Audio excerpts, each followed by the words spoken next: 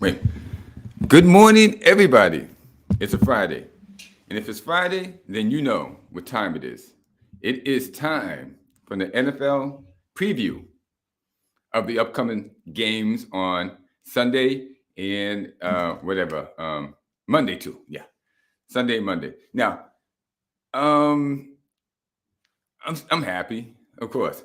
It's sunny outside, the weather's fine, and things are fantastic. And you are here, and I am here, and hopefully you can see through this. You know what? Let me see if I can turn down the shades a little bit on this thing so that um, you know I don't look like a what is this? I got crosses going across my face because of the sun coming through the window, and that kind of makes me look strange. Let me see if I can do something about this. Just hold still.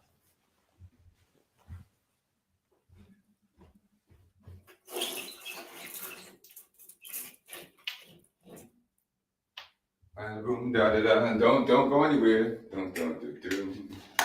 Get some light here on the subject in here and everything and da da da da da. You know that really doesn't solve anything. No, it doesn't. Because the sun's coming from another window. So we'll just leave this up with all of its glory. And we'll just get back to it. Okay. Let's start again. Good morning. It's Friday. And if it's Friday, then it's NFL preview for the upcoming games on Sunday and on Monday. And I'm here and I'm happy. And I'm going to make sure that you will be too before this is over. Now, week 11 actually kicked off last night. And what happened? Well, the Tennessee Titans traveled to Lambeau Field in Wisconsin to play the hallowed Green Bay Packers. And the Titans canned the Packers 27-17. Legendary Packer coach Vince Lombardi said, "Winning isn't everything. It's the only thing." Well, too bad Aaron Rodgers wasn't around to hear that. Aaron Rodgers' career resembles a Shakespearean quote like this, or a Shakespeare quote. "Some are born great, some achieve greatness, and others have greatness thrust upon them." And that would be what Aaron Rodgers has had. Greatness thrust upon him. Greatness said that he should have been this good or that good, or that he was this good or that good, when he has not shown this to be true. For the last 2 years, the Associated Press has made Aaron Rodgers their MVP. Yes, Aaron Rodgers has been the NFL's MVP over the past 2 years when his stats and his play showed that he did not deserve it. Rodgers has crassly sold out and sold off every good receiver he ever had to get more money. But apparently this exemplifies what the AP, Associated Press, deems as valuable. It also shows that the AP doesn't know a whit about football and their award is a sham. For as Max Kellerman would say, Aaron Rodgers has fallen off the proverbial cliff. Last night, Rodgers completed only 24 of his 39 passes, missing open receivers by yards. The Green Bay Packers are now 4-7 and have two definite probable losses in the remaining, two definite losses and 4 probable losses in the remaining 6 games. Tennessee, on the other hand, is 7-3 and is in first place in the division and a lock to win it. So go Tennessee, go Titans. You're doing great. On Sunday, the 4-6 Atlanta Falcons will host the 3-7 Chicago Bears. Also on Sunday, India will host New Zealand in the International Cricket Council League. Cricket, football, these two games. What do these two things have in common? How about this? Not one of these 4 teams will make the playoffs. Not the cricket teams, nor Atlanta, nor Chicago. Atlanta has reached its ceiling in Marcus Mariota, and the ceiling is low. Atlanta fans are demanding that the Falcons replace Mariota with third-round quarterback Desmond Ridder. This essentially means that even the fans have acknowledged the season is over. Meanwhile, in Chicago, the Bears management signaled the season was over 3 weeks ago by trading away their best defensive players in Robert Quinn and Roquan Smith. Chicago's management doesn't want to win, but they want to appear that they do.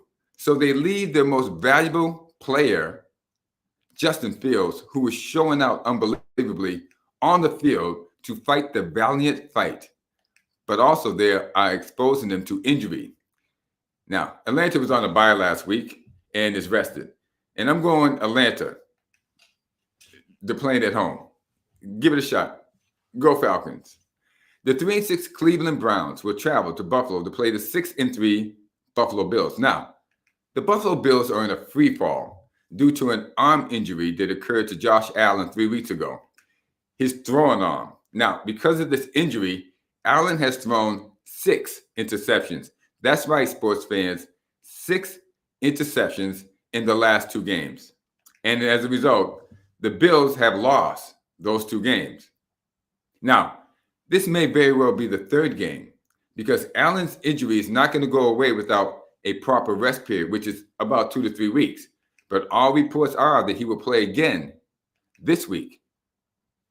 Cleveland, who lost to Miami Dolphins last week in an embarrassing affair, this should be the week that they show up. Why? Because Jacoby Brissett, in all probability and likelihood, this is going to be his last starting game as a Cleveland Brown because Deshaun Watson is coming back.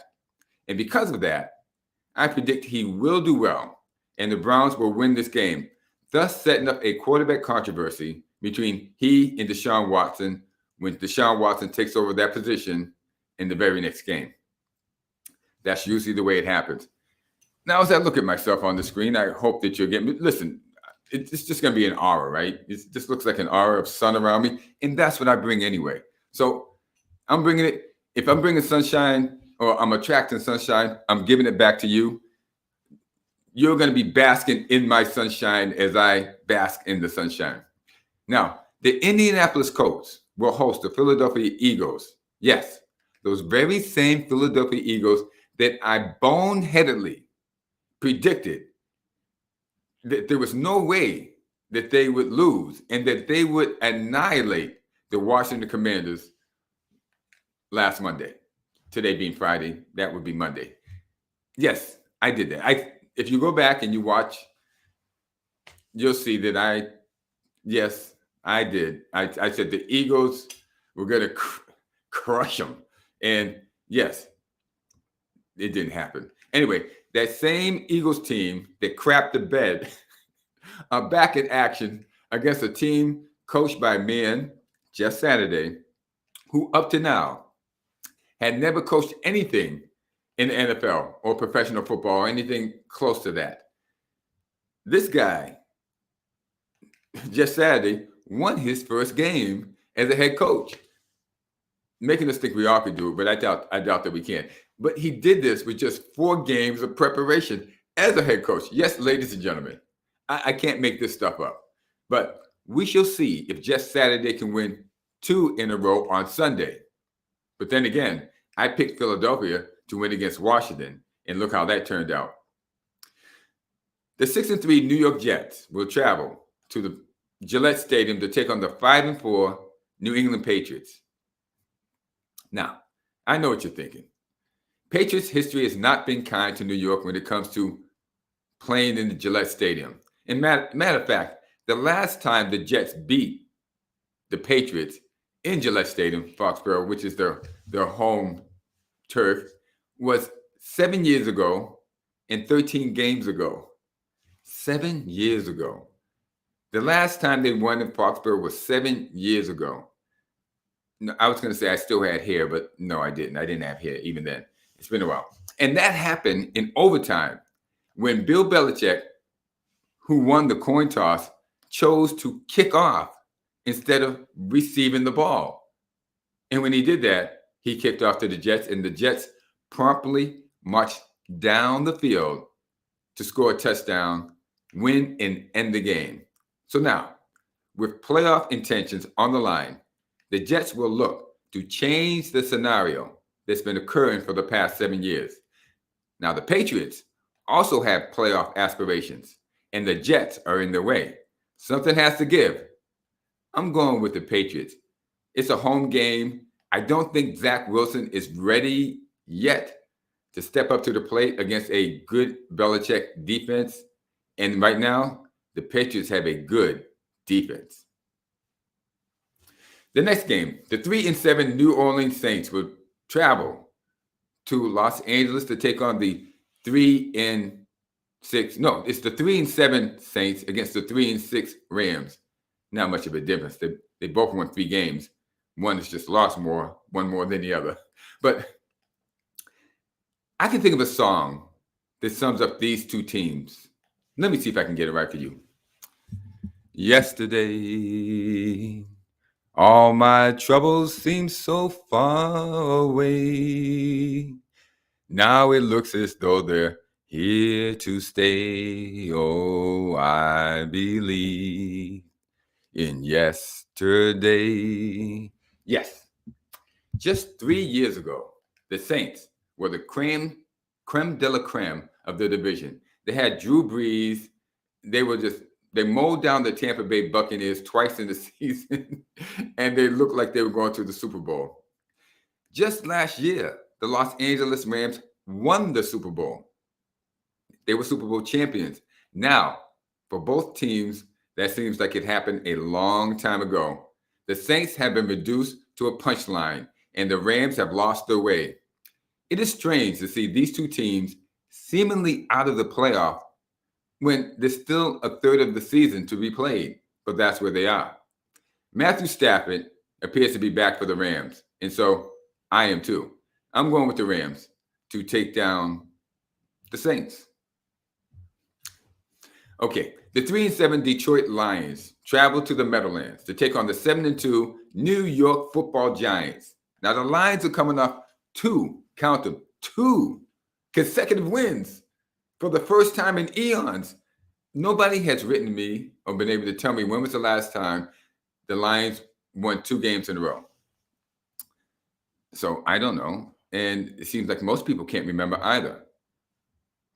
Now, the Giants are coming off an easy win over the Texans. All indications are that Daniel Jones and the Giants are healthy and ready to go. And that does not bode well for Jeff Goff and the Lions. I'm taking the hometown Giants in this one. Go Giants. Now, in another game, the 6-3 Baltimore Ravens with Lamar Jackson will host the 3-7 Carolina Panthers with, I can't even remember the quarterback. It used to be Sam Darnold last year. Then it was Baker Mayfield. Whoever this guy is, he's better than both of them. And you know what, brother? I will have your name next week. And it's on the tip of my tongue somewhere back there in my throat. And I can't remember it. Now, the Ravens are coming off a bye. And the Panthers are coming off a win over the Falcons. That's how they got to 3-7. They were 2-7. Carolina has surprised everyone by winning 3 games because management tried to ship off the team so that they would have no chance of winning. But they've won 3 games, and they played hard in all of the 7 losses. Will that be enough to overcome the Ravens? No. Lamar Jackson, MVP candidate Lamar Jackson, should be ready to shake, rattle, and roll when it comes on Sunday. And Baltimore should rock and roll over Carolina in this one. Go Ravens. Now, those pesky Washington Commanders who defied my prediction on Monday night and upset the previously undefeated powerhouse Philadelphia Eagles will travel to Houston to play the 1-7-1 Houston Texans. That's right, 1-7-1. They won 1 game, they've lost 7, and they tied 1. Total of 9 games, 1-7-1. Now, Washington and the quarterback Taylor Heineke have found their stride. And why didn't you do this 2 weeks ago or 3 weeks ago when I predicted that you would beat Minnesota? Taylor Heineke, I saw this in you. I knew you were ready for prime time, but you didn't show up until last week. Better late than never. Now, they've become serious about winning, and the Texans, on the other hand, have shown that they are definitely serious about losing. That being said, This is a win-win situation for both teams. As I see it, or as Julius Caesar saw it and said it, Veni, Vidi, Vinci for the Commanders, which means I came, I saw, and I conquered. The 3-6 Denver Broncos will host the 2-7 Los Angeles Raiders. Oh, Las Vegas Raiders. They used to be Los Angeles. Then they went back to being the Oakland Raiders. Then they became the Las Vegas Raiders. These guys are like vagabonds, just like Raiders, except most Raiders win, except for these Raiders, the vagabonds that lose. Now, to make a long story short, there were big aspirations and dreams for both of these teams at the beginning of the season. The Broncos had supposedly landed their quarterback of the future, Russell Wilson. The Raiders had acquired prize free agent wide receiver Devontae Adams. It's hard to tell which one of these teams have been more disappointing than the other at 2-7 and 3-7, but both fan bases are discussing. Management is embarrassed and the players are distressed. Coaching for both teams have been dismal. They have Hackett for the Broncos. They won him out. And McDaniels, Josh McDaniels, who was Bill Belichick's protege for a number of years and then went to Las Vegas, was supposed to make their offense click. It's more like just sputtered. It's been terrible. But look at it this way. Somebody has to win this game. So I'm taking the home team, the Broncos, in this one. You can take whoever you want. Flip a coin. The Raiders might come and there's no reason they shouldn't win. So they could win also. But I'm going to take the home team just because, well, they're at home. Now, one of my favorite teams, America's team, the Dallas Cowboys, the favorite team, well, besides the New England Patriots, of my favorite uncle, Kenny, Dallas. Now, Dallas will travel to Minneapolis, Minnesota to take on the 6-3 Dallas Cowboys. Will travel to Minneapolis, Minnesota to take on the 8-1 Minnesota Vikings. Dallas, as I predicted last week, fell to the hapless Green Bay Packers. And the Vikings, as I predicted last week, defeated the Buffalo Bills. Does that make me Nostradamus? No. Dallas, with Dak Prescott, has shown the undeniable tendency to lose in big games. The Vikings, the lucky Vikings, and they've been lucky this year more than good, happened upon an injured Josh Allen at the right time. So, should I take Dallas or should I take the Vikings? That's a good question. I'm going to go with Dallas. And do you know why? Because Dallas always seems to show this tendency to lose in the big games and then come back and win the next game just to titillate and tease their fan base. And by losing last week against the helpless Green Bay Packers, they will come back and more than likely, I'm picking this as the upset, win against the Vikings. Now,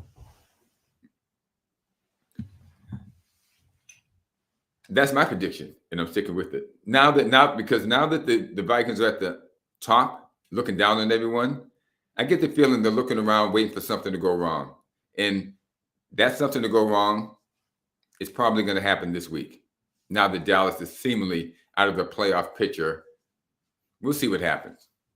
I'm taking the Cowboys in an upset. Now, the 3-6 Pittsburgh Steelers will host the 5-4 Cincinnati Bengals. Both teams are coming off byes. Both teams are healthy. The Steelers are sticking with Kenny Pickett, who's a rookie, as their starting quarterback. And that is basically chucking the season away. I know that one of my tenets is that you don't play a rookie quarterback if you want to win. But then I'm reminded that Joe Burrows, wasn't he a rookie last season? I think he was. And he took them to the Super Bowl. But that's just one instance. Neither Joe Namath, Terry Bradshaw, Tom Brady, he wasn't a rookie. He was a second-year guy. Joe Montana, John Elway. For the Dan Marino was a rookie, and he went pretty far, but I don't think he went to the Super Bowl his first year. Anyway, what I'm saying is that usually when you put in a rookie quarterback, it means your season's over. The Bengals should have enough film on Pickett now to know how to attack him. And they need to win to stay close to the Ravens because the Ravens are leading that division. So I'm taking the Bengals prevailing in this division matchup. And in the Sunday night game, the 7-2 Kansas City Chiefs will travel to Los Angeles to take on the 5-4 Los Angeles Chargers. Now, last week I watched the 49ers in the Chargers play, and the 49ers defense was ferocious, and they hammered. I mean, they knocked Justin Herbert out the game. He came back in, but there was no doubt that he had a concussion. He came back in and played, but I don't think he's going to get his fast twitch muscles and his mind working back to where it should be in order to play this game against Kansas City. Kansas City, they can put pressure on you. That being said, I'm going to be honest. I don't know if he's regained enough of his senses to play in this game. I think they should have held him out, but they're going to put him back out there. And so that does not bode well, in my opinion, for the Chargers. On the other side of the ball, Pat Mahomes had an easy day against Jacksonville. He looked good. He ran good. He felt good. He smelled good. And I'm going to take the Chiefs. There's no reason to take the Chargers in this one, even though they are the home team. I'm taking the Chiefs and Pat Mahomes. And in the Monday night game, the 4-6 Arizona Cardinals will host the 5-4 San Francisco 49ers. The same 49ers team that I just mentioned that beat the heck out of the defense beat the heck out of the Chargers offense last week. And their offense ran roughshod. Let me just say this. They put in Christian McCaffrey. They put in Deebo Samuels in the backfield also. They're running all kinds of plays. They're running trick plays, run plays, swing plays, trap plays, everything out of a run set. Jimmy Garoppolo does not have to pass the ball that much. And he's not under pressure anymore because everyone's expecting to run. So because the defense beat down the Chargers offense and the newfangled running offense beat down the Chargers defense, the 49ers look large and in charge. And from what I saw last week, that does not bode well for the Arizona Cardinals. The Cardinals were already in trouble. Kyler Murray was out with a hamstring injury last week, and I think Colt McCoy started in his place. And if he does play this week, which is Monday, 3 days away, a hamstring injury does not go away overnight. And a hamstring injury lingers. It lingers.